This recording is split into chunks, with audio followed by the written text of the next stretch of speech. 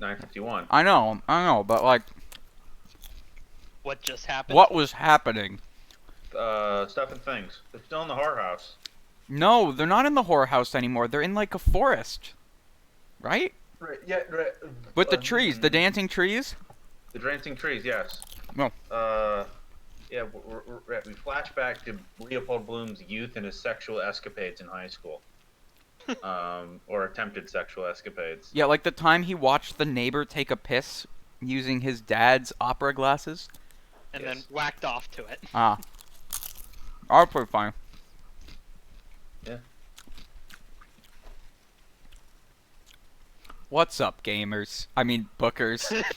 It's your boy, Leopold Bloom here. Back again. Today we're going to be finishing chapter 15. Or die trying. Or die trying. Yes. If we Um, don't finish chapter 15, one of us dies. so Brandon has made the bold assertion that he has figured out chapter 15. Yes. Do we want to talk about it now, or do we want to save it till after we die? I mean, like if we had an audience, the point would be to keep them in suspense, and I think I think we should do that Okay. because I like. Yeah. What? How many people are listening? And me. No fucking way! Yeah, sometimes- I'm in attendance. Sometimes like Paul or Louise comes into chat to like be No mean, way. I don't even look at the chat anymore. and then they get bored because they have the IQ of some sort of iguana. So you guys are in a call, Yeah. and there's nobody listening, Yeah. and your roommates, you can just do it on the sofa. Well, we saved the VODs. Also, I'm here. Andrew is the audience. Yeah. The audience proxy. There's the smart guy, the YouTube voice guy, and the dumb guy. It's a podcast. Yeah.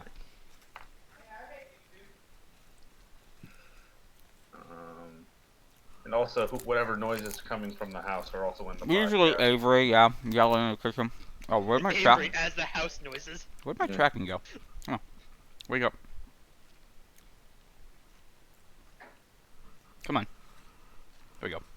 I'm thinking about switching from FaceRig to VTube Studio. Mm. FaceRig kind of crappy. Come on. I don't think you can see my face because of my beard. It's all like you can't see where my head ends and the neck starts because it's like a dark, shadowy void.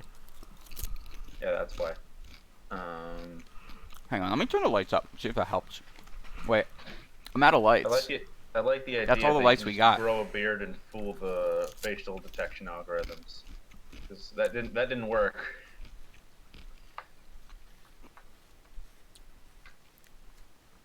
I know. Well, all right, we're back. We're back. Okay.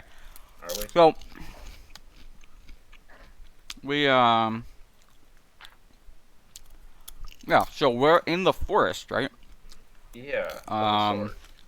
Abstractly. Yes. And as much as we are anywhere, Hmm. let's take it from the top then. Soft day, Sir John. Soft day, Your Honor. Private car, private Compton, and Sissy Caffrey pass beneath the windows, singing in Discord. Sissy Caffrey was one of the girls from the beach episode, right?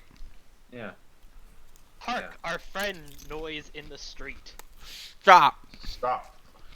Yet I've got a sword. Sword Yet of I've a a sword. Yorkshire- A Yorkshire relish relish for. for. Oh no! That's Because me. we are singing in Discord. we we have become the book. Yeah. Yes, Incredible. The circle has expanded. That's me. She claps her hands and goes, dance, dance. And then, who has 2 pence? Cool. Here. Handing her coin. Wait, so the piano's still there? Yeah. Well, I feel like, yeah. Now everyone's in the fantasy sequence. So Not they just they Bull. really are still in the whorehouse. Yeah. I don't think they were ever not in the whorehouse. I But mean, there it was a would be all forest. boring. There's a forest in the whorehouse. A forest, No. if I you will. think the forest wasn't real. What? Yeah, But then it where might did be the one of tree? those- How can a Wouldn't it be horse like run all- out from the trees if there are no trees? If you want to be all boring and like those ending explained YouTube channels, I think the fantasy stuff is in Bloom's head while he's just at the whorehouse. So that's boring and stupid. It is, yeah. Um, I want to believe that it's like an open air whorehouse, Yeah. Open air. like more of a whore gazebo, Yeah. if that makes sense. The, Oh, I the like that successor idea. to the Dread Gazebo, the Horde Yeah, the whore Gazebo. gazebo. Yeah. Quick, And Stephen- quick, where's my auger's rod? Runs to the piano and takes his ash plant, bearing That's his a foot walking in stick. Tripidum. There. She drops 2 pennies in the slot. Gold, pink, and violet lights start forth. Oh, it's a player piano. Okay. The drum turns, purring in low hesitation waltz. Professor Goodwin, in bow-knotted periwig, in court dress, wearing a stained Inverness cap, bent in two from incredible age, totters across the room, his hands fluttering. He sits tinily on the piano stool, and lifts and beats handless sticks of arms on the keyboard, nodding with damsel's grace, his bow knot bobbing. So he's playing the self-playing piano? I think like it's like those novelty things that you sometimes you see at the state fair where they've got like little fake people like playing the instruments. But Like they have the- described an actual person. Yeah. So Okay. it's basically like the Chuck E. Cheese animatronics. Yeah. Sure. Yeah, but this is a real ass dude. Yes. Okay. But you know we like the real and the fantasy are blending magically here. Oh, are they? I hadn't noticed. Yeah. I thought Yeah, this it was all literal. Yeah. Well, if you think everything's literal, then buddy, you should start one of those how it's ending explained YouTube channels. Yeah, Great. I'm gonna do it. We're gonna do a historical reenactment of Chapter 15, where we get like the shitty like CGI simulations from like 2010 Discovery Channel. Oh hell yeah! Like those U.S. Chemical Safety Board videos. Dance. Anybody here for there? Who will dance? Clear the table. The pianola with changing lights plays in waltz time the prelude of My Girl's a Yorkshire Girl. Steven throws his ash plant on the table and seizes Zoe round the waist. Flory and Bella push the table towards the fireplace. Stephen, arming Zoe with exaggerated grace, begins to waltz her around the room. Bloom stands aside. Her sleeve, filling from gracious arms, reveals a white flesh flower of vaccination. Huh. Weird thing to bring up. Between the curtains, Professor Get your COVID vaccine, folks. Magini inserts a leg on the toe point, of which spins a silk hat. With a deft kick, he sends it spinning to his crown, and jaunty-hatted skates in. He wears a slate frock coat with claret silk lapels, a gorget of cream tulle, a green low-cut waistcoat, stock collar with white kerchief, tight lavender trousers, patent pumps, and canary gloves. In his buttonhole is an immense dahlia. He twirls in It has reverse. butthole. So did I. He twirls in reverse directions a cloudy cane, then wedges it tight in his oxter. That also means butthole, right? He places a hand lightly on his breastbone, bows, and fondles his Flower and buttons. Yeah. The poetry of motion, art of calisthenics, no connection with Madame Leggett Brains. Byron's? Burns. Or Livington's. Fancy dress balls arranged. Balls. Balls. Deported. Ooh. The Caddy Lanner step. So watch me. My Trep? Mhm. Trep? Terpsichorean. I might give that one a Google. Terpsichorean abilities. He minuets forward. Terpsichorean means tripping- related to dancing. Good to know. Tripping beast feet. Tout le monde est avant. Avant. Tout le monde est place. End paragraph. Oh, I love a good encoding error. All mistakes, divinely inspired. Yeah, that's why I love it. mistakes is to love God. So Uh, Terpsichorean yeah. comes from Terpsichore, who is the Greek muse of dancing. So this is a very like Odyssean Yeah. choice of word here. Apparently, according to the annotations, the flower that he's wearing, the dahlia, is either a symbol of good taste or of instability. So I took it to mean that this guy's is the dang old Joker here now. Yeah. Prelude Prelude ceases. Yep. Professor Goodwin, beating vague arms, shrivels, sinks, his live cape filling about the stool.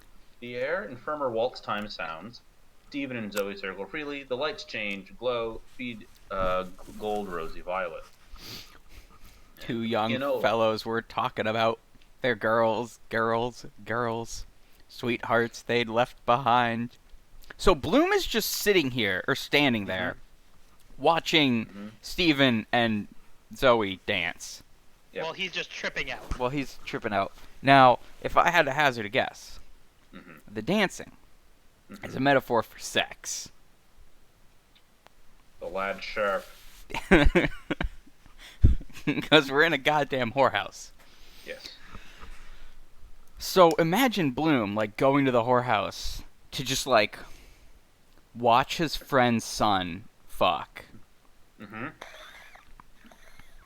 Yeah. It's a very Bloom thing to do, though. It is very blown. We're getting so much character. We're getting an entire book's worth of characterization in this one chapter. I mean, there's been a lot of characterization. Yeah. From a corner, the morning hours run out. Gold-haired, slim sandaled. Slim sandaled. I don't know what that means. In It means they girlish have blue, sandals that are slim. Yeah. perhaps. No, that's what it means. Wasp waist. With innocent hands, nimbly they dance, twirling their skipping ropes. The hours of noon follow in amber gold, laughing, linked high hair combs. Flashing, they catch the sun in mocking mirrors, lifting their arms. Clip claps, glove silent hands. Care, avant deux. Breathe evenly. Balance. Morning and noon hours waltz in their places, turning, advancing to each other, shaping their curves, bowing. Vivias. Cavaliers behind them arch and suspend their arms with hands descending to, touching, rising from their shoulders. You may touch my. May I touch your? Oh, but lightly. Oh, so lightly. My little shy little lass has a waist. Zoe and Stephen turn boldly with loser swing. The twilight hours advance from their long land shadows, dispersed, lagging, lang guided, their cheeks delicate with cypria and false faint bloom. They are in gray gauze with dark bat sleeves that flutter in the land breeze. Avant oui. Traverse, salut, cordemon, croisset. What does that mean? It's French. For men, Yeah. form a middle rank. Women join hands to form a chain. Form a basket. The end of the chain link. Form a circle around the men, and then back to back. They're doing popular dance. They're doing the 1900 early 1900s. So version he's of calling Cupid. out the dance moves. They're doing the Cupid shuffle. They're doing the old time version of the cha-cha slide. Yeah. The night hours one by one steal to the last place. Morning, noon, and twilight hours retreat before them. They are masked with daggered hair and bracelets of dull bells. Weary they, crunchy under veils. Curchy. Curchy. What does curchy mean? Curtsy. That's not what it says though. It says curchy. Yeah, that's what the annotations say. Oh, Yes. how do they know? That's a good question, man. Hi ho. Why are the bracelets talking? Why Hi-ho. aren't they talking? Hi ho. Oh. Les Truands, Chanet des Dames, La Corbelle, d'Osado. Mhm. Arabesquing warily, they weave a pattern on the floor. weaving, unweaving, curtsying, twirling, simply swirling. I'm giddy. She frees herself, droops on a chair. Steven seizes Flory and turns with her. Damn, he's going for a second round? Oh, yeah. Boulanger, les rondes, les pommes, chevaux de bois, escargot. I know hang on. that word. Yeah.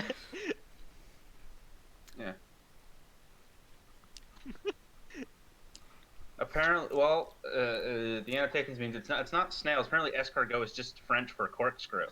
Oh, Oh. That makes sense because snail shells. I guess, It's a yeah. spiral.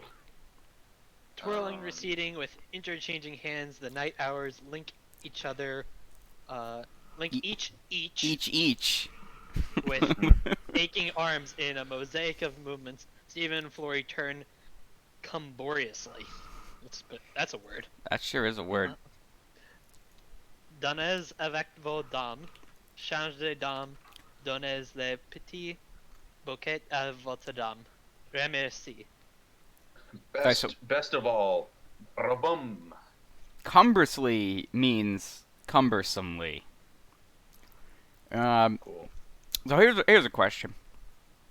So, Mhm. Magini's first line on this page here Mhm. is not in italics. Mhm. The second line is in Yes. italics. Yeah. Is that just a text thing? Was that a deliberate design decision? Does it mean something? What's it Who mean? knows? The vessel by which you can put in your own meaning.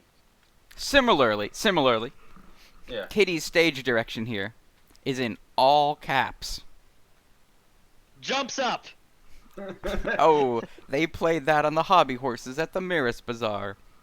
She runs to Stephen. He leaves Flory brusquely and seizes Kitty. A screaming bittern's harsh high whistle shrieks. Groan, grouse, gurgling, tofts, cumbersome whirligig. Turns slowly the room right round about the room. And the piano is singing the song of "My Girl's a Yorkshire Girl." Yorkshire through and through. Come on, all. She seizes Flory and waltzes her. Pasteur. He wheels Kitty into Lynch's arms, snatches up his ash plant from the table and takes the floor. All wheel, whirl, waltz, twirl. Bloombella, Kitty Lynch, Florizo, Jujubee women. Stephen with hat, ash plant, frog splits, in middle high kicks with sky kicking mouth shut, hand clasp part under thigh. With clang, tinkle, boom hammer, tally ho, horn blower, blue, green, yellow flashes. Tofts, cumbersome turns with hobby horse riders. From gilded snakes dangled, babbles, fandango, leaping spurn, soil, foot, and fall again. So, Oh, she's a factory lass and wears no fancy clothes. so things didn't really make a whole lot of sense earlier, but Mhm. now, like, the sentences themselves are not making sense. Yeah, normally Yes. the stage directions have been coherent, albeit like absurdist. That doesn't parse. Yeah. You've gone beyond the absurd. With clang, Yeah, tinkle, boom post-absurdism. hammer, tally ho, hornblower, blue, green, yellow flashes, tofts, cumbersome turns with hobby horse riders from gilded snakes dangled, babbles, fandango, leaping spurn, soil, foot, and fall again. Now, Alex, if I don't see an excerpt of this on your Twitter on my evening walk, I will be disappointed. what's interesting It's is that, like, somehow what's not there. I still understand what they're saying. Yeah. Yeah. It's quite obvious. It's evocative. It's got big, impressionist. like, 'twas brillig and the slithy toves energy. And that you're like, I know what you're saying. I get it. I'm picking up what you're I'm putting down. picking up what you're putting down. It's just enough words to get what the meaning across without actually bothering to make the sentence.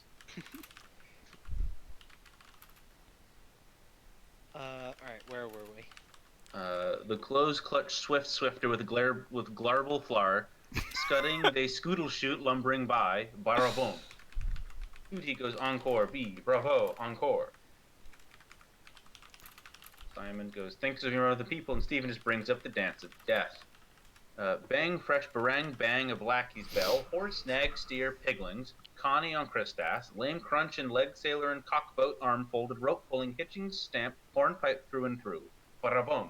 On nags, hogs, bell horses, Gadarenes, swine, corny, and coffin steel, shark stone, one-handled Nelson, two trickies, Franz Zimmer, Plumstein from Fram, filling, balling, dumb, he's a champion. Hughes Blue Pier from Barrel, Reverend Evensong, Love on Hackneyed Jaunt, Blazes Blind, old bicyclers, Dilly with Snowflake, no fancy clothes. And then in last switchback, lumbering up and down, bump, mash tub, sort of viceroy, and Ryan relish for tumble, lumper, bumper, shy rose, barabum. Couples fall aside. Stephen whirls giddily. The room whirls back. Eyes closed, he tottered. Red rails, fly space words. Stars all around suns turn round about. Bright midges dances on walls. He stops dead. Ho! Oh, Oh Stephen's man! mother, emaciated, rises Hell from the yeah! floor. In leper gray with a wreath of faded orange blossoms and a torn bridal veil. Her face worn and noseless, green with grave mold. Her hair is scant and lank. She fixes her blue-circled hollow eye sockets on Stephen and opens her toothless mouth, uttering a silent word. A choir of virgins and confessors sing voicelessly. you better read that. Liliata rutilantium te confessorum, lubilantium te virginum. So, what's Thank you. interesting here, so obviously this is the return of Steven's dead mom, right? Yay. She has been missed, and she is back now. But, so up until now, the things that have been appearing are the things that, What happened in Bloom's mind? right, these are the things that Bloom thinks about. He thinks about the time he had horny thoughts about the maid, and he thinks about how nuns invented barbed wire, and he thinks about how his wife is cucking him.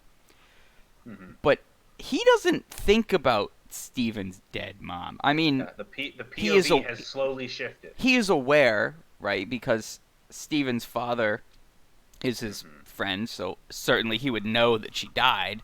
He's probably there for the funeral, I don't know. But he doesn't obsess over it the way Steven does. So, Bloom has been twirled off to the side. yeah. They've danced away into Wait a second, so that means Now if the Steven's dancing- subconscious is moving if forward. the dancing is a metaphor for sex with the horse, then that means that while having sex with the prostitute, Steven is thinking about his own dead mother. I mean, what I better would- way to hold I out would- for longer? He I would expect nothing he's less gotten from a Byronic hero.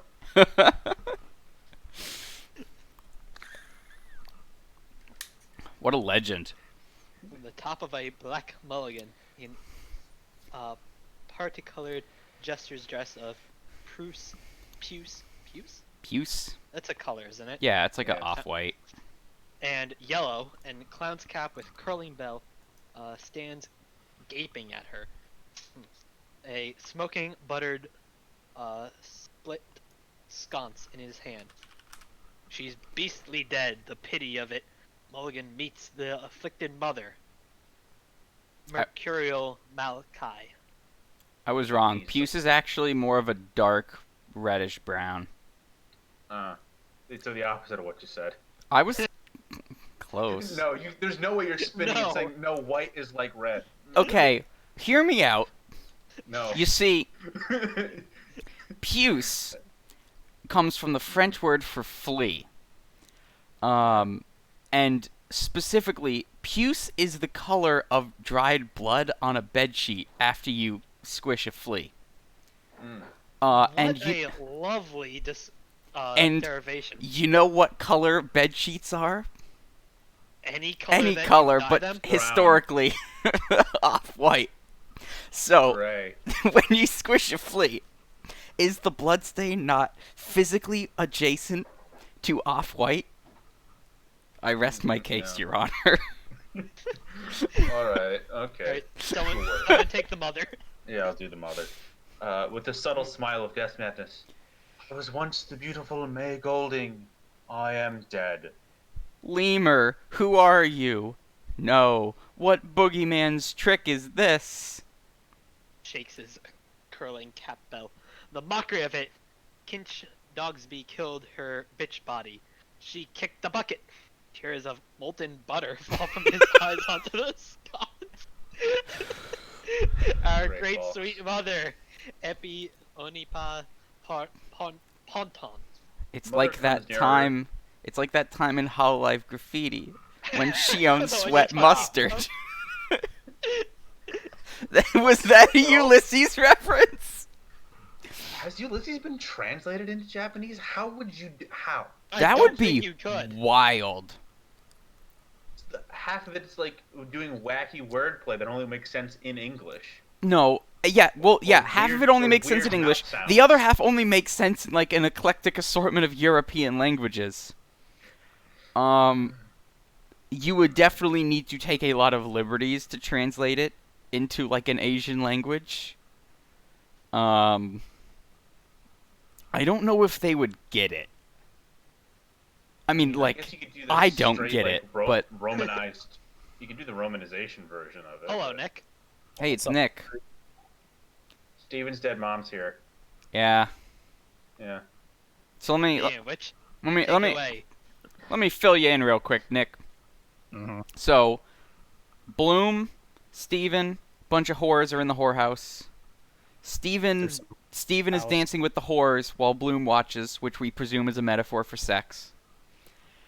And then suddenly, Steven's dead zombie mom has risen up out of the ground. That's where we're at right now. That's what's happening. Yeah. Take it away, Brandon. Also, some other things have happened, but they're not important. The mother who comes near her, who breathes upon him her breath of wetted ashes, and says, "All must go through it, Stephen. More women than men in the world. You too. Time will come." They say I killed you, mother. He offended your memory. Cancer did it, not I. Destiny. A green rill of bile trickles from the side of the mother's mouth. Yeah. You sang that song to me.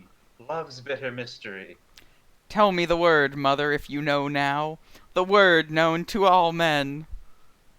Who saved you the night you jumped into the train at Dalkey with Paddy Lee? Who had pity for you when you were sad among the strangers? Prayer is all powerful. Prayer for the suffering souls in the Ursuline Manual and 40 days indulgence. Repent, Stephen. The ghoul. Hyena. I pray for you in my other world. Get Dilly to make you that boiled rice every night after your brain work.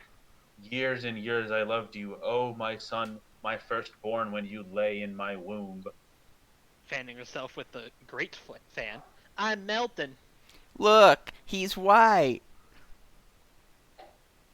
Giddy. Giddy. Oh, Bloom's back. Yeah. Repent, oh the fire of hell! His non-corrosive sublimate. The corpse chewer. Raw head and bloody bones. Her face drawing nearer and nearer, sending out an ashen breath. We're now in Dark Souls. Where? She raises her blackened, withered right arm slowly towards Stephen Breast with outstretched finger. Dodge roll. Dodge roll. Parry. Beware God's hand. A green crab with malignant red eyes sticks deep its grinning claws in Stephen's heart. This really is Dark Souls, huh? Time for crab. Shite. His features grow drawn gray and old. What? Non. Par example. The intellectual imagination. With me all or not at all. Non servium. Gave him some cold water. Wait. The mother, who wrings her hands slowly, moaning desperately, "O Sacred Heart of Jesus, have mercy on him. Save him from hell, O Divine Sacred Heart." No, no, no. Break my spirit, all of you if you can. I'll bring you all to heel. In the agony of her death rattle, "Have mercy on Stephen, Lord, for my sake. Inexpressible was my anguish when expiring with love, grief, and agony on Mount Calvary." Nothing. He lifts lifts his ash plant plant with both high hands, and smashes the chandelier. Time's livid final flame leaps, and in the following darkness, ruin of all space, shattered glass, and toppling mason. Fung. Stop. Rushes forward and seizes Steven's hand. Here, hold on. Don't run amok. Place! Stephen, abandoning his ash plant, his head and arms thrown back stark, beats the ground and flies from the room past the whores at the door. After him! The two whores rush to the hall door. Lynch and Kitty and Zoe stampede from the room. They talk excitedly. Bloom follows. Returns. Here, Down there. There's something up. who pays for the lamp? Here, you were with him. The lamp's broken. What lamp, woman? He tore his coat. Who's to pay for that? 10 shillings. You're a witness. Snatches up Stephen's ash plant. Me? 10 shillings? Haven't you lifted enough off of him? Didn't he? Here, none of Here. your Here, none of your talk. talk. This isn't a brothel. It's a 10 shilling house. His head under the lamp pulls the chain. Puling, the gas lamp lights up a crushed mauve purple shade. He raises the ash plant. Only the chimney's broken. Here is all he. Jesus, don't. To show you how he hit the paper. There's not 6 pence worth of damage done. 10 shillings. Where is he? Do you want me to call the police? Oh, I know. Bulldog on the premises. But he's a Trinity student. Patrons of your establishment. Gentlemen that pay the rent. He makes a Masonic sign. Know what I mean? Nephew of the Vice Chancellor. You don't want a scandal. Freemasons. Trinity. Come down here ragging after the boat races and paying nothing. You're my commander here, or where is he? I'll charge him. Disgrace him, I will. Zoe! And if it were your own son in Oxford, I know. Who are incog? There's a row on. What? Where? He throws a shilling on the table and starts. That's for the chimney. Where? I need mountain air. So suddenly we're like back to normal. Snap back to reality. Yeah. Yeah, So Stephen had a fit. Yeah, Stephen Yeah, went yeah, into a apoplectic fit while having sex with a prostitute. Broke the lamp, ran out of the room, Yeah, the freaking gas out. lamp. And Bloom's like, I guess I'll pay for it. He hurries Just out Bloom through just the happens hall. to be there. The horrors point. Florrie follows, spilling water from her tilted tumbler. On the doorstep, all the horrors clustered talk volubly, pointing to the right where the fog has cleared off. From the left arrives a jingling hackney car. It slows to in front of the house. Bloom at the hall door perceives Corny Kelleher, who is about to dismount from the car with 2 silent lechers. He averts his face. Bella from within the hall urges on her horrors. They blow icky licky sticky yum yum kisses. Corny Kelleher replies with a ghastly lewd smile. The silent lechers turn to pay the jarvey. Zoe and Kitty still point right. Bloom, parting them swiftly, draws his caliph's hood and poncho and hurries down the steps with sideways face. Incog Haroun al-Rashid, he flits behind the silent lechers and hastens on by the railings with fleet step of a pard skewing the drag behind him. Torn envelopes drenched in aniseed. The ash plant marks his stride. A pack of bloodhounds led by Hornblower of Trinity brandishing a dog whip in tally-ho cap. Oh my god, this goes on forever. And an old God. pair of gray trousers follow from fur, picking up the scent, nearer, baying, panting, at fault. Wait, they brought out, like, the dogs? They got the dogs. Breaking away, throwing their tongues, biting his heels, leaping at his tail. He walks, runs, zigzags, gallops, lugs, laid back. He is pelted with gravel, cabbage stumps, biscuit boxes, eggs, potatoes, dead codfish, women's slipper slappers. After him fresh found the hue and cry, zigzag gallops in hot pursuit of Follow My Leader. 65C, 66C, Night Watch, John Henry Menton, Wisdom Healy, V.B. Dillon, Counselor Nanetti, God. Alexander Keys, Larry O'Rourke, Joe Cuff, Mrs. O'Dowd, Pisser Burke, the nameless one. Then From Planescape Torment.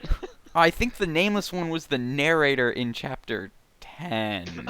Even the narrator's chasing you.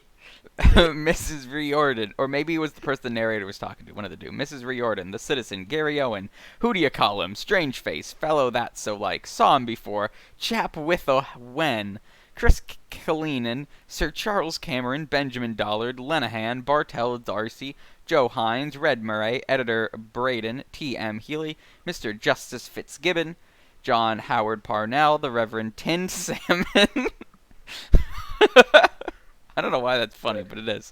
Professor Jolly, Mrs. Breen, Dennis Breen, Theodore Purefoy, Mina Purefoy, the Westland Row Postmistress, C.P. McCoy, friend of Leon's, Happy Hullohan, Man in the Street, Other Man in the Street, Football Boots, Pug-Nosed Driver, Rich Protestant Lady, David Byrne, Mrs. Ellen McGinnis, Mrs. Joe Gallagher. Okay, we're gonna skip ahead a little bit here. Oh no, there's some great stuff. George Little, Jimmy Henry Uncorn, Superintendent Laura Cowley, crossing out the Collector General, Dan Dawson, Dental Surgeon Bloom with tweezers. The other Mr. Bloom Bob that gets Duran, mentioned Mrs. periodically. Mr. Wise Nolan, John Wise Nolan, handsome married woman, rode back into the Benner and Clockton bookseller of Sweets of Sin, Miss Dude back in shit abadabadad. Madame Gerald Joyce is having a great time. Roback, the managing clerk of Dermot Wither, Cola Pies, Mitten Stack, Citron, Penrose, Aaron Figner, Moses Herzog, Michael Garrett, Inspector Troy. This is where if we had a budget, the Benny Hill theme would be playing underneath. Remember, Mrs. Galbraith, Constable of Eccles Street Corner, all Doctor ready with the stethoscope, the mystery man on the beach, a retriever. This is Miriam Dandrell and all her lovers. Remember, Hue and Cry. Moses Hue and Cry. Herzog is He's Bloom! Bloom's like Stop Bloom! dead Stop Bloom! great Stop great Bloomer! grandfather. Hey, hey! Why? Wait, Stop why are the they? corner! Hold on, why are they stopping Bloom? Hue and Cry. It's the Because Hue he and broke Cry. the lamp. No, or something Steven like that. broke the lamp. And Yeah. Bloom refused to pay for No, it. he put a shilling on the table. But he- they demanded Well, then what does 9 Steven more. do? Steven just okay, so Had a fucking panic attack, broke the lamp, and ran. Steven saw the ghost of his dead mom while having sex, freaked out, broke a lamp, and then ran out of the whorehouse. Bloom put a shilling on the table to pay for the lamp and then ran after Steven. And now everyone's chasing Steven. We must be back in Bloom's mind here. Yeah, and they've raised the Hue and Cry, which is an ancient medieval form of. Yeah. There's a thief. Stop them. Yeah, stop right there, criminal scum. Your stolen goods are forfeit, and like the whole village attacks. That's good stuff. At the corner of Beaver Street, beneath the scaffolding, Bloom, panting, stops on the fringe of the noisy, quarreling knot. A lot not knowing a jot, what high, row and wrangle round the whoa, what brawl all together.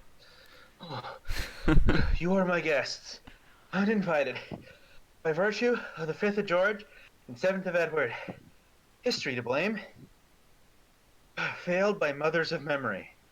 Was he insulting you? Caffrey. Addressed in her vocative feminine, probably neuter, ungenitive. No, he didn't. I see him. The girl there. He was in Mrs. Cohen's. What's up, soldier and civilian? I was in company with the soldiers and they left me to do, you know, and the young man run up behind me. But I'm faithful to the man that's treating me, though I'm only a shilling whore. Okay, this has definitely been Bloom's mind, because Sissy Caffrey is not a shilling whore. Hail Sisyphus. Poetic. Euro-poetic. She's faithful, full the man. Yes, to go with him, and me with a soldier friend. He does- doesn't wife want a thick-haired boy, a biffin one, alright? Was he? Was he and saw you with me and him was having a piss? Then suddenly Alfred Lord Tennyson is here. The gentleman poet, in the Union Jack blazer and cricket flannels, bareheaded, flowing bearded. There's no reason why. Biff him, Harry. I don't know your name, but you're quite right. Dr. Swift says one man in armor will beat 10 men in their shirts. Shirt is synecdoche, part for the whole. Oh, not a synecdoche. This is just like that Great movie, balls. Synecdoche, New York. You should watch it. Maybe one day I will. Maybe one day. Maybe one day. No, I was with the privates.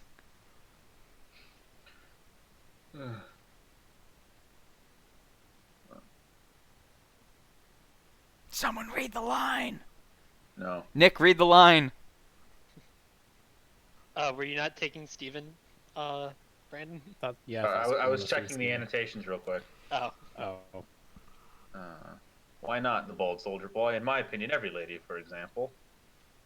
Private Car, his cap awry, advances to Stephen. Say, how would it be, Governor, if I was to bash in your jaw? Damn, boom, straight to the moon. How? How? Very unpleasant. Noble art of self-pretense. Personally, I detest action. It Yeah. hurts me slightly. Enfant, c'est son vergnon. Some trouble is on here. What is it precisely? Bloom really is the master of the noble art of self-pretense. Ab, cook's son, goodbye, safe home to Dolly. Dream of the girl you left behind, and she will dream of you. Elbowing through the crowd, plucks Stephen's sleeve vigorously. Come now, Professor, that car man is waiting. Eh? Why should I not speak to him or to any human being who walks upright upon this oblate orange? I'm not afraid of what I can talk to if I see his eye, retaining the perpendicular. Retaining the perpendicular. Retain your own. Also the oblate orange. Yes. They wouldn't have known that back in the day. Yes, they would have. But they... No, they wouldn't have had tools to know that the Earth is oblate, would they? Yeah? We proved the Earth is round in ancient Greece. No, but oblate means not round and actually squished. Yeah. Yeah, okay, the story's set in 1904. Calculus was invented in, like, the 1800s.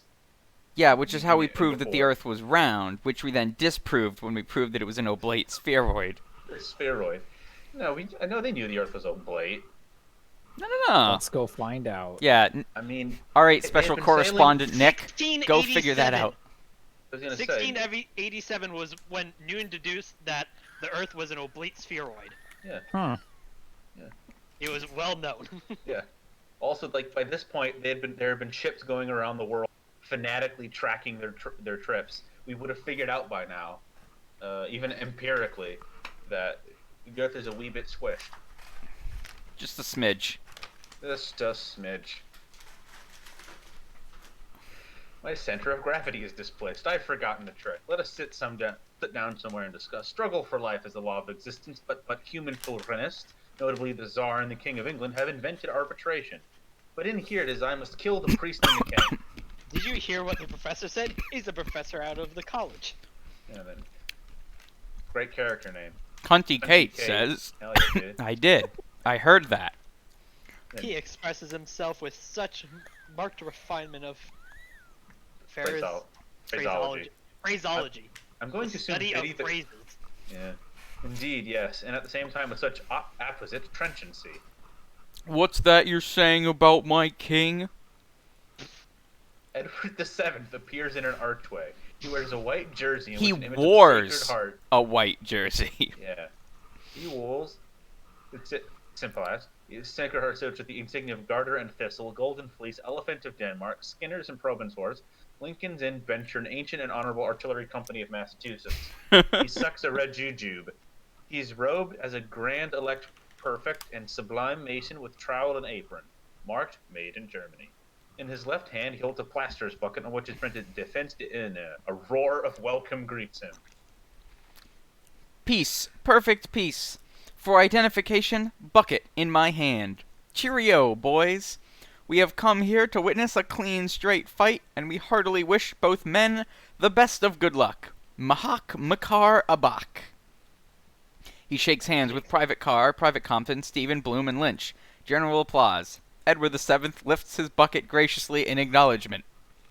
Say it again. Brandon. Who's very nervous. I understand your point of view, though I have no king for myself at the moment. This is the age of patent medicines. The discussion is difficult down here, but this is the point. You die for your country, suppose. Not that I wish it for you, but I say, let my country die for me. After the present it has done so, I didn't want it to die. Damn death, long live life. My methods are Edward VII new. starts fucking levitating. Oh, yeah, hold on, let me read that one out here. Levitates over heaps of slain, in the garb and with the halo of joking Jesus, a white jujube in his phosphorescent face. My methods are new and are causing surprise. To make the blind see, I throw dust in their eyes. Hold on, Kings is and this white unicorns. phosphorus? So, okay. I thought I understood what was going on. with the whole Yeah. snap back to reality thing, like, I see, an interesting way to end the chapter. But no, it was like No, a we're not done brief moment of lucidity. And now we're back into Edward the Seventh is Jesus. Hmm. And officiating a boxing match. A street brawl. Yeah. While wearing a bunch of random symbols that like make fun of him, making fun of his like the fact that he's German because again, Made the in royal Germany. family of England is German. And throwing pocket connection- sand. Connections to Freemasonry, wearing disparate religious symbols. That would be inaccurate as a head of the Anglican Church wearing Catholic symbols. It's very fun. It's a very silly time. And then Stephen goes all kings and unicorns, comes somewhere and will. What was that girl saying? Hey Harry, give him a kick in the knackers. Stick one on to Jerry.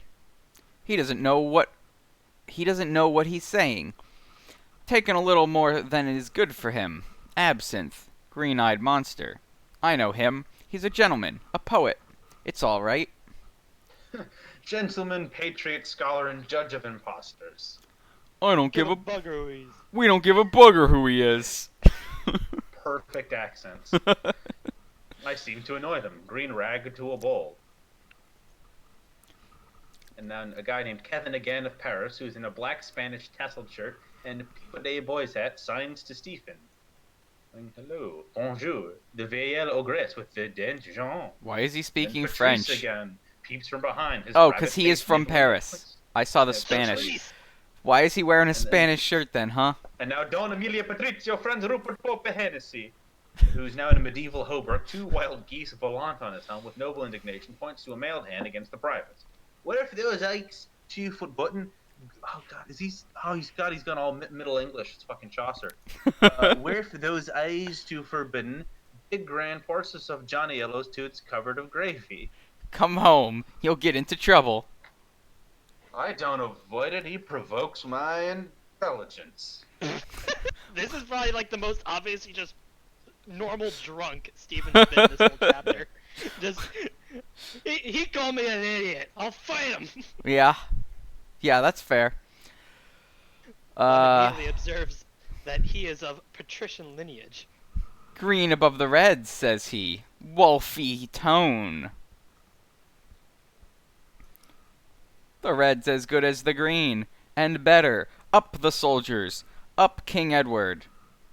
Hey, hands up to the west. Hands up to the west. And then all the citizens back with a huge emerald muffler and a shillylag calls, "May the god above send down a dove with teeth as sharp as razors to slit the throats of the English dogs that hanged our Irish leaders." The croppy boy, the rope noose round his neck, gripes in his issuing bowels with both hands. I bear no hate to a living thing, but I love my country beyond the king. And then Rumble, the demon barber appears. Accompanied by two black-masked assistants, advances with Gladstone bag, which he opens. Ladies and gents, cleaver purchased by Mrs. Percy to slay Mog. Who's Mog? A knife Much with smog with you. knife with which Voisin dismembered the wife of a compatriot and hid remains in a sheet in the cellar.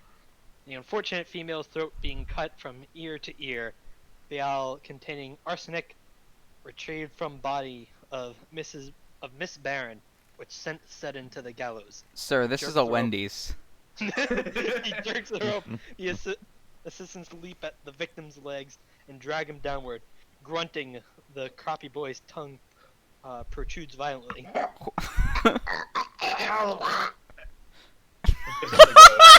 Violent erection of the hand sends gouts of sperm spouting through his death clothes onto the cobblestone. Hell yeah. I wasn't expecting not autoerotic, just regular erotic asphyxiation. This Mrs. chapter. Bellingham, Mrs. Yelverton Berry, and the Honorable Mrs. Merton Tallboys rush forward with their handkerchiefs to sop it up. I see now why this Uh-huh. book was banned for obscenity. Yeah, I'm near it myself. Rope which hanged the awful rebel 10 shillings a time as applied to her royal highness. He plunges his head into the gaping belly of the hanged and draws out his head again, potted with coiled and smoking entrails. What? My painful duty has now been done. God save the king. On Coronation Day, oh, won't we have a merry time, drinking whiskey, beer, and wine. Here, what are you saying about my king? Oh, this is too monotonous. Nothing. He wants my money and my life, though the want must be his match for some brutish empire of his money I haven't. Give it to someone. Who wants your bleeding money? Someone tell me where I'm least likely to meet these necessary evils. Ça se veut à Paris. Not that I, but by St. Patrick. The women's heads coalesce. Old gummy granny in sugarloaf hat appears seated on a toadstool. The death flower of the potato blight on her breast. Aha, I know you, Hammer. Hamlet, revenge, the old sow that eats her farrow. Rocking to and fro, Ireland's sweetheart, the king of Spain's daughter, Alana, strangers in my house, bad manners to them. Oshone, silk of the kine. You met with poor old Ireland, and how does she stand? How do I stand? You, the hat trick. Where's the third person of the Blessed Trinity? Soggarth Aroon, the Reverend Carrion Crow? Stop them from fighting. Retreated. I'll wring the neck of any fucker says a word against my fucking king. Said... Okay, that's you. That's you. He said nothing, not a word. A pure misunderstanding. Yeah. Aaron, go bah! Major Tweedy Major and the Tweed- citizens exhibit to each other medals, decorations, trophies of war, wounds. Both salute with fierce hostility. Go to it, Harry. Do him one in the eye. He's a prober. Did I? When? We fought for you in South Africa. Irish missile troops. Isn't that history? Royal Dublin Fusiliers, honored by our monarch. Oh, yes. Oh, God, yes. Oh, make the coir a coir. Oh, bow.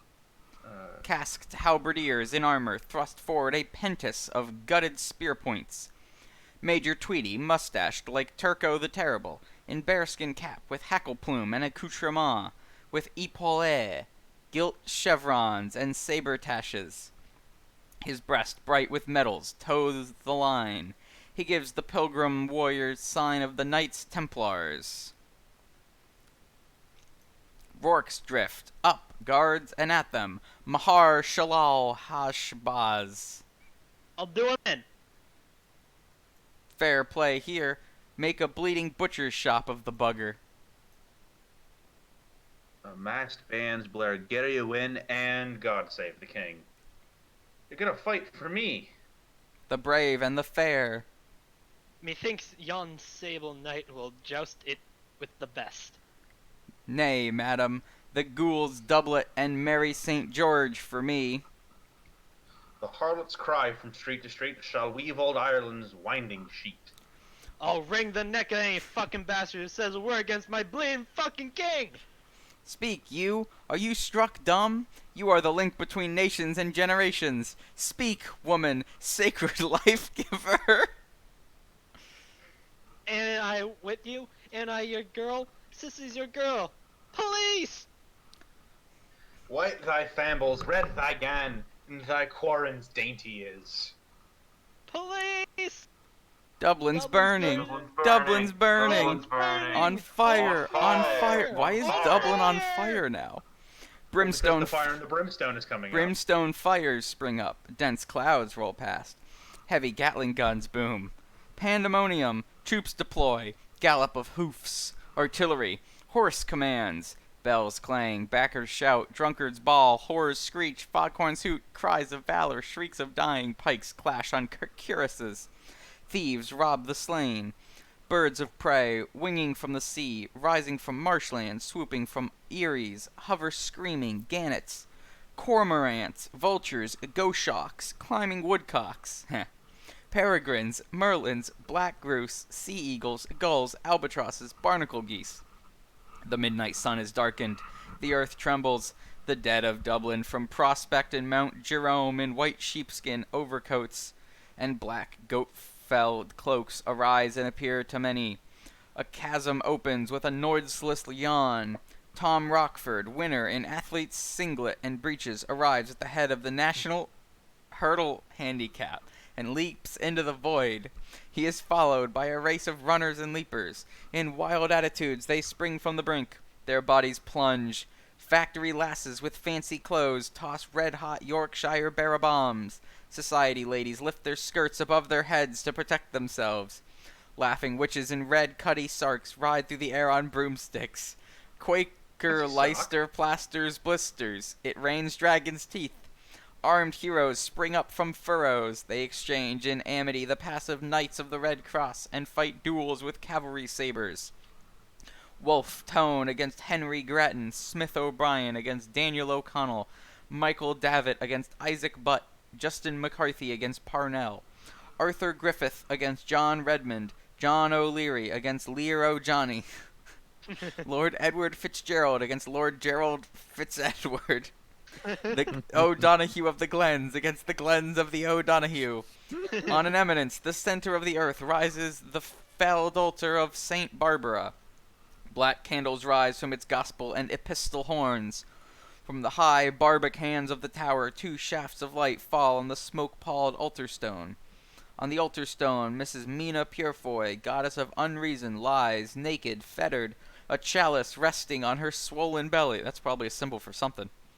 Yeah, the annotations are like pumping out paragraph after paragraph here. Father Malachi O'Flynn in a lace petticoat and reversed chasuble. His 2 left feet back to the front, celebrates camp mass. The Reverend Mr. Hugh C. Haynes Love M.A. in a plain cassock and mortarboard. His head and collar back to the front. Holds over the celebrant's head an open umbrella. Brandon, do the Latin. Let's sort of catch everyone up here because a lot's Okay, happening. alright, explain to me here what's going Right. on. Obviously, the vibe's a bit fucked. Yep, a Right? little bit.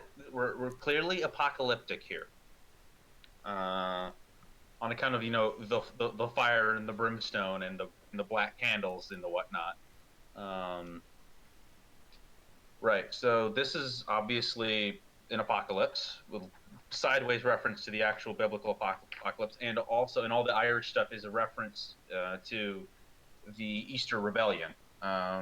This is sort of like combining the 2 ideas here. That it did sort of the sort of end of days feel you get when your country's torn into civil war. And there's lots of very specific aspects to that, to the Book of Revelation and with the black candles and whatnot to a black mass. A lot of, because obviously God is not here right now, and this sort of epic scale is just surrounding a drunken street fight between Stephen, who's sort of this intellectual figure of Ireland, and this fucking gammon who's fighting anyone who is disrespecting the King of England. Won't What? fucking deck anyone who says a Yeah, bloody sure. fucking thing about my fucking king. Say simple as. Good to get the ancestor of a Brexit voter there. And now a lot of religious-y stuff, and so let's get into some fucking Latin as they lead the Black Mass here at the Last Judgment, as everything is torn asunder. Introbio ad altare di To the devil. To the devil. Which hath made glad my young days. He takes from the chalice and elevates a blood-dripping host. Corpus meum. My body. The Reverend raises high behind the celebrant's petticoat, revealing his gray, bare, hairy buttocks between which a carrot is stuck. Oh. My body. Hitengir Tnetptino, a dog droll et Roth Iulula. Oh, this is Speaking backwards. Yeah. Oh, this is For, some fucking. Yeah, they're actually doing satanic shit. They're reading their Bible verses backwards. The Catholics and the Protestants are standing side by side. This is There's some a guy Twin with a carrot Peaks up his shit ass. right here. They're saying dog, and then they say God, And now the various factions of Ireland are fighting each other.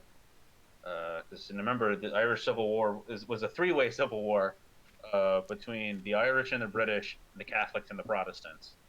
It was a very messy time. Private Carr with ferocious articulation.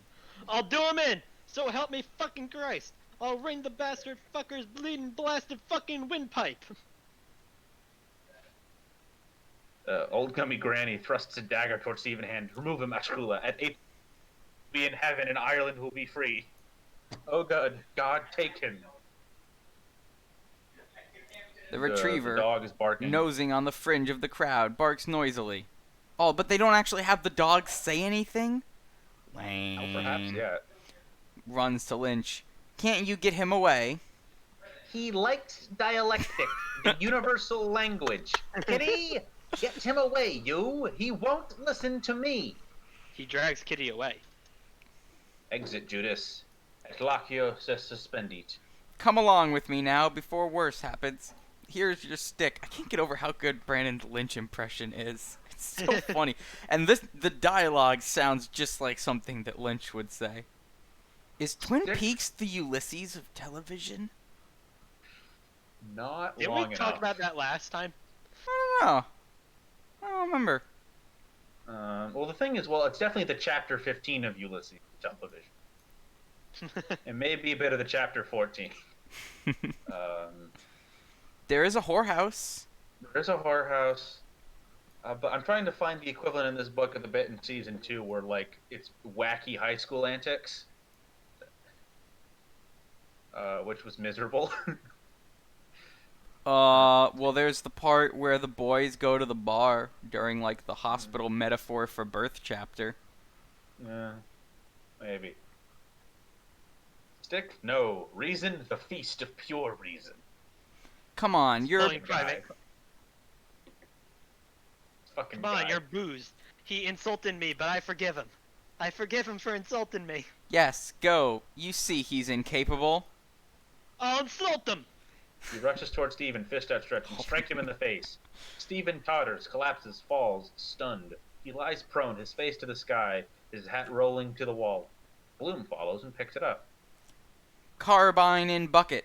Cease fire. Salute. Oh, it's the dog. The dog, Hell yeah. the dog barks. Oot, oot, Feeling oot, oot, oot, oot, oot, oot. No dog sounds like that. It makes it sound like that in Ireland. The crowd, let him up. Don't strike him when he's down. Who? The soldier hit him. He's a professor. Is he hurted? Don't mantle him. He fainted. What call had the red coat to strike the gentleman, and he under the influence? Let them go and fight the booers. Listen to who's talking. Hasn't the soldier a right to go with his girl?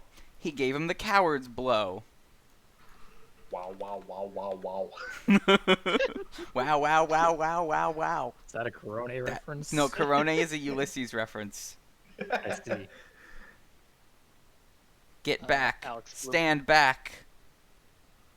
Here, bugger off, Harry. Here's the cops. What's wrong here?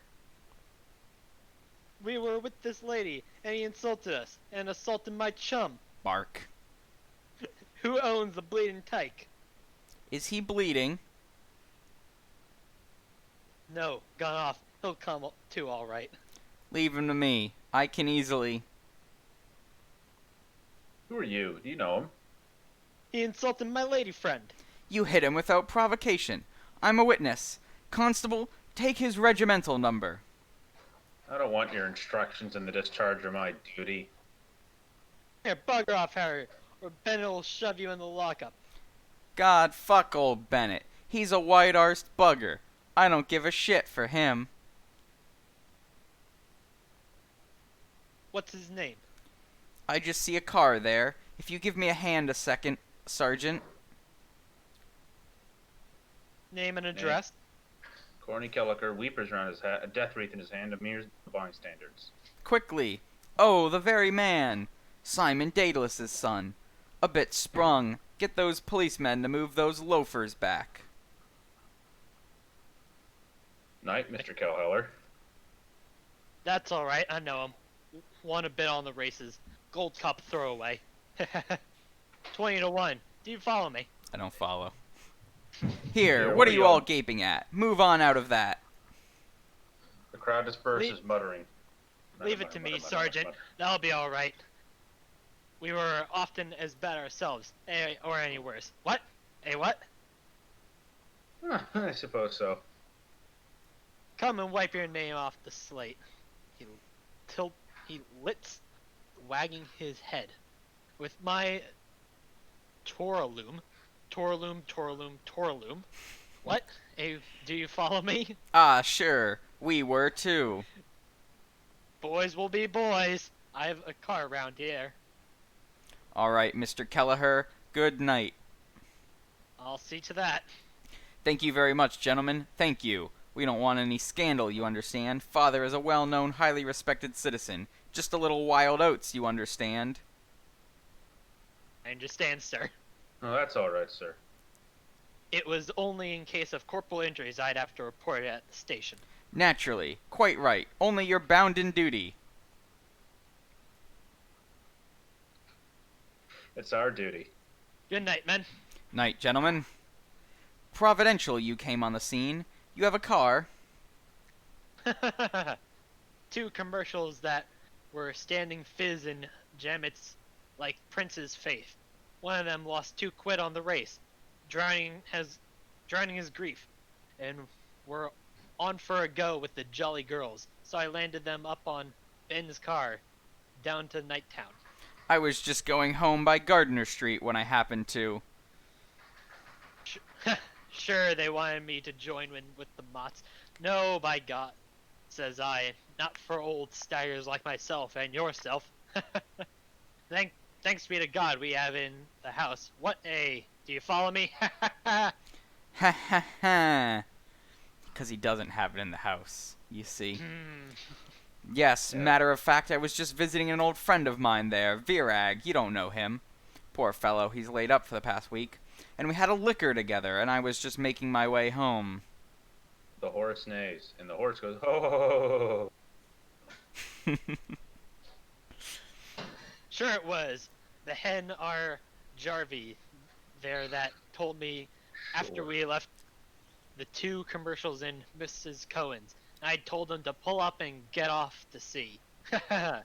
Sober here's drivers, a specialty. Will I give him a lift home? What does he hang out? Somewhere in Carborough? What? No, in Sandy Cove, I believe, from what he let drop. Stephen prone breathes to the stars. Connie Keller, asquient, drawls at the horse. Blooming gloom looms down. Stretches his nape. Sandy Cove. Bends down and calls to Stephen. Hey! He's covered with shavings anyhow. Take care they didn't lift anything off him. No, no, no. I have his money and his hat here and stick. Ah, well, he'll get over it. No bones broken? Well, I'll shove along. Ha ha! I have a rendezvous in the morning. Burying the deed. Safe home. The horse neighs again. Good night. I'll just wait and take him along in a few. Corny returns to the outside car and mounts it. The horse harness jingles. Night! Night. The Jarvie chucks the reins. I do like, yeah, can we pause for a minute? Sure. Did Bloom just manage to, like, busk his way out of getting his buddy getting in trouble with the cops? I guess? I think so. This is the most competent Bloom's been all day. Yeah, it is a bit out of character. He's able to shove a crowd. He yelled at a crowd. He tried to take. He was an active character. He tried to stop a fight. He stood up to soldiers and the police. And I mean, in the most Bloom way possible. But he still kept Steven from getting fucking murdered in the streets. Which is good. That's good. And it seems that we are now back to reality We are here. firmly in reality Yeah. now. We have reduced our kills below 1. Now, place your bets. Will we stay here for the rest of the chapter or not? I'm guessing no. Even though there's only like, what, 3 pages left or something? Hmm. Yeah. The Jarvie chucks the reins and raises his whip encouragingly. The car and the horse back slowly, awkwardly, and turn. Corny Kelleher on the side sways his head to and fro in sight of mirth at Bloom's plight. The Jarvie joins in the mute, pantomimic merriment, nodding from the farther seat. Bloom shakes his head in mute, mirthful reply. With thumb and palm, Corny Kelleher reassures the two bobbies that will allow the sleep to continue for what else is to be done. With a slow nod, Bloom conveys his gratitude as that was exactly what Stephen needs. The car jingles Touraloom round the corner of the Touraloom lane. Corny Kelleher again reassuralooms with his hand. Bloom with his hand assuralooms. Corny Kelleher that he is reassuralumate. The tingling hoofs and jingling harnesses grow fainter with their Touralululule. Bloom, holding in his hand Stephen's hat, festooned with shavings and ash plants, stands irresolute. Then he bends to him and shakes him by the shoulder. Eh? Ho! Mr. Daedalus. The name, if you call. Somnambulist. He bends again, and hesitating, brings his mouth near the face of the prostrate form. Stephen! Stephen! Who? Black Panther. Vampire. Who drive Fergus now and pierce wood-woven's shade? Poetry. Well educated. Pity. He bends again and undoes the buttons of Stephen's waistcoat. To breathe. He brushes the wood shavings from Stephen's clothes with light hand and fingers. 1 pound 7. Not hurt anyhow. What? Where did the wood shavings come from? I think they were just in the street. I see. Shadows, woods, white breast, dim sea. He stretches out his arms. Sighs again, and curls his body. Bloom, holding the hat and ash plant, stands erect. Dog barks in the distance. Bloom tightens and loosens his grip on the ash plant. He looks down on Stephen's face and form. Face reminds me of his mother. In the shady wood. The deep white breast. Ferguson, I think I caught. A girl. Some girl. Best thing could happen him. Swear that I will always hail, ever conceal, never reveal any part or parts, art or arts, in the rough sands of the sea, a cable tow's length from the shore, where the tide ebbs and flows. Silent. Thoughtful. He stands on guard, his fingers at his lips in the attitude of secret master. Against the dark wall a figure appears slowly, a fairy boy of 11, a changeling, kidnapped, dressed in an Eton suit with glass shoes and a little bronze helmet. Holding a book in his hand, he reads from right to left inaudibly, smiling, kissing the page. Rudy! Gazes, unseeing into Bloom's eyes, and goes on reading, kissing, smiling. He has a delicate, mauve face. On his suit, he has diamond and ruby buttons. In his free left hand, he holds a slim ivory cane with a violet bone knot. A white lambkin peeps out of his waistcoat pocket. Who is Rudy? Mr. Freeman. Who is that? Rudy? Is that Bloom's dead Annotation tell. son? No, it is Hermes. No, Rudy is Bloom's dead son.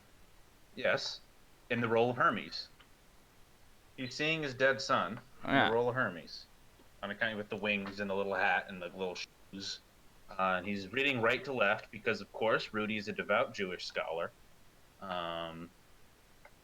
He died at the age of like 2 weeks old. Yeah, and Bloom, with his Bloom thoughts, is drawing I'm just reading from the annotations here. Okay. Is comparing, is projecting like his father reading the Haggadah, or the Haggadah, and with with the whole lamb's blood imagery, of course, sacrifice, and either in the Passover context or in the context of Jesus, and also in the context of the liturgy. So this is kind of like the low point in the novel. Everything's kind of finally chilled out, and like now it's time to sort of come down from all of this in psychosexual insanity and just sort of think deep thoughts about the nature of mankind. So, How does your theory of chapter 15 hold up now that we've finished chapter 15? Do you want to change it, or are you going to double I down? think I'm gonna double down. Okay. Um, Lay it on us then. This chapter is the way it is because Bloom is alienated under modernity. This is the psychological unconscious manifestation of all the alienation that he feels. Because if you recall from earlier in the chapter, his work and his job is unfulfilling to him because they rejected his genius advertising They idea. did. Putting a They woman did in a reject box, his ad. and doing stationery, which I still think is a better ad than just having guys walk in single file line with the name of the company, because that's just very Yeah. Yeah. They should have it's- just put the woman in the box, and everyone would be like, "Why is Yeah. there a woman in that box? I want to buy whatever it is they're selling." Would have been He is good. alienated at work. His friends don't appreciate his mediocre puns No one appreciates for mediocre his puns. advertising. He's alienated socially in that way. His friends don't like him. They don't like jokes. He doesn't like drinking with them. And the guy he does drinks with is a terrible bore. He's alienated culturally, as I've referenced by the Citizen, hurling anti-Semitic slurs at him for not being Yes, of course. Irish. And with a lot of the stuff coming in through and sort of, and obviously he's alienated from his wife because they're cheating. Yeah. She's cheating on him. Which is sort of, you get all the weird imagery here. He's trying to, he goes to the whorehouse for escapist fantasy from his cruel, miserable life, of just utter mediocrity. And so that's why his fantasies are all sort of try to go back to a sort of traditional pastoral land of like mythology, whether Greco-Roman. That goes horribly wrong. He tries to have like a power fantasy, but that goes wrong. He tries to reconnect with his own like family tradition, which is why his grandfather shows up. Because he feels alienated from his Jewish identity alongside his Irish identity. And all of that sort of manifests in these like we all just read or listened to, these bizarre psychosexual dreams. He's alienated from his sense of self, which is kind of like when that was all that. And this sort of bit at the very end is him somewhat sort of getting over all of that alienation to an extent and actually being actualizing in a sense to take action and protect his friend.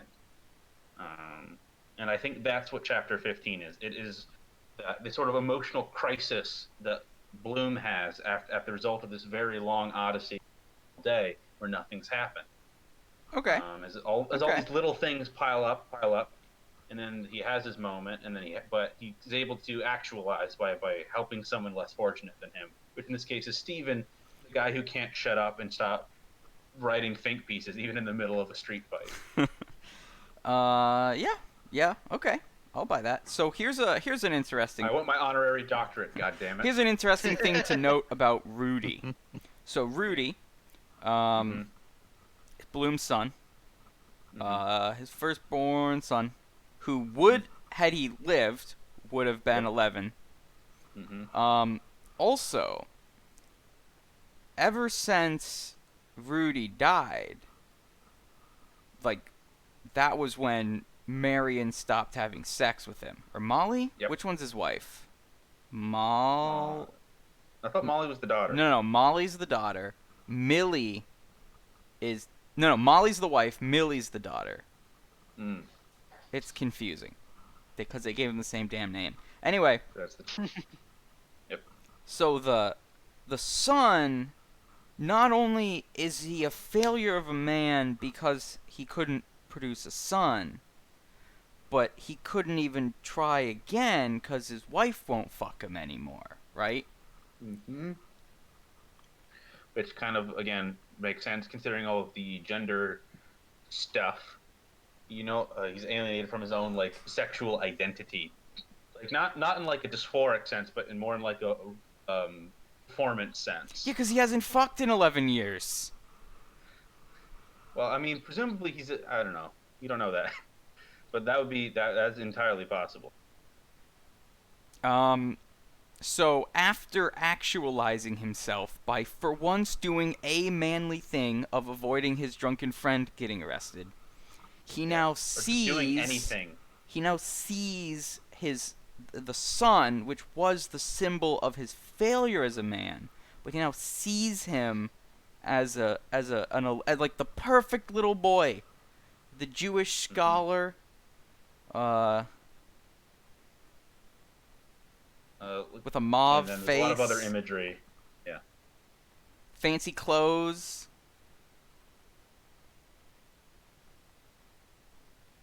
It's Mhm. neat. It's neat. So Mhm. this, as a herald. not only is this the end of chapter 15, this is the Mhm. end of part 2. Yes. We're in the final stretch. So Yes. I believe that part 3 is going to talk about Molly. So Mhm. part 1 was about Stephen. That's chapters 1 through 3. And then 4 through 15 were about Bloom. And then we're gonna get to see some Molly in part 3. Mhm. Which is 3 chapters, and I think it's 3 chapters, and Yes. 400 pages, 300 pages. So Yep. looking forward to that one. Oh boy. Are we going to try to do one chapter all at once, or are we going to do like? That'll probably kill me. Once Shadowrun is over, I will have more time to read ahead and condense it down. So hopefully we'll get through more than 30 pages an episode for the remaining part. Especially now that we're not reading it all. Yeah. Yeah, because This was definitely fun to read because it's Oh, all yeah. dialogue and it's great. And if I tried to just draw a meaning out of it myself to present, I would die. I would Yes. perish. So I want to Chapter see. 15 was certainly interesting. Yeah. Mhm. Oh yeah. I want to look at. Apparently they have attempted to do some like television adaptations of Ulysses. Mhm. Would be fun to see how they try and do this. How accurate they try to be with it. Hmm. Because like it's impossible because it's literally Yeah. nonsense. It's So theater of the mind in the most literal sense. yeah. I was really getting like Evangelion episode 25 vibes from this. This is an Ava free podcast. Get out.